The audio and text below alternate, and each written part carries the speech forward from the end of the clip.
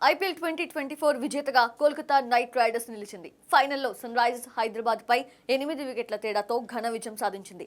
అయితే ట్రోఫీ అందుకున్న అనంతరం కేకేఆర్ ప్లేయర్స్ అంతా ఫ్లయింగ్ కిస్ తో సెలబ్రేషన్స్ చేసుకున్నారు. ఈ సీజన్ లో ఫ్లయింగ్ కిస్ కి ప్రత్యేకమైన కథ ఉంది. సీజన్ ఆరంభంలో కేకేఆర్ వర్సెస్ ఎస్ఆర్హెచ్ మధ్య జరిగిన లీగ్ మ్యాచ్ లో కథ మొదలైంది. మయాంక్ అగర్వాల్ ని అవుట్ చేసిన అనంతరం కోల్కతా బౌలర్ హర్షిత్ రాణా కాస్త దూకుడుగా సంబరాలు చేశాడు.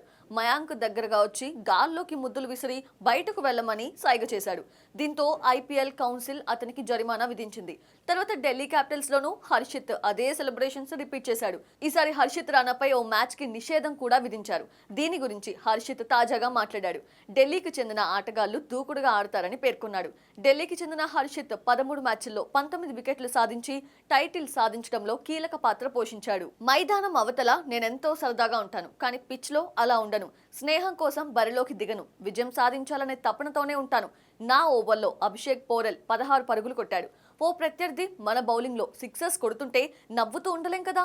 ఆ తర్వాతి ఓవర్లో అతని వికెట్ నేనే తీశాను. సెలబ్రేషన్స్ చేసుకున్నాను, కానీ నిషేధానికి గురయ్యాను. ఆ తర్వాత ఎంతో బాధపడ్డాను. ఆ సమయంలో షారుఖ్ ఖాన్ నా దగ్గరకు వచ్చారు. ఐపీఎల్ ట్రోఫీ గెలిచిన తర్వాత ఫ్లయింగ్ కిస్ సెలబ్రేషన్స్ చేద్దాము అని మాటిచ్చారు. ట్రోఫీతో అదే చేశాం. ఢిల్లీ కుర్రాళ్ళు మనసు పెట్టి ఆడుతూ ఉంటారు. ఢిల్లీ దూకుడే విరాట్ కోహ్లీని విరాట్ను చేసింది. ఇషాంత్ శర్మ 100 టెస్టులు ఆడాడు. గబ్బాలో పంత్ అద్భుతం చేశాడు. 2 ప్రపంచ కప్ ఫైనల్స్ లో భారత్ ని గంభీర్ గెలిపించారు అని హర్షిత్ రాణా అన్నాడు.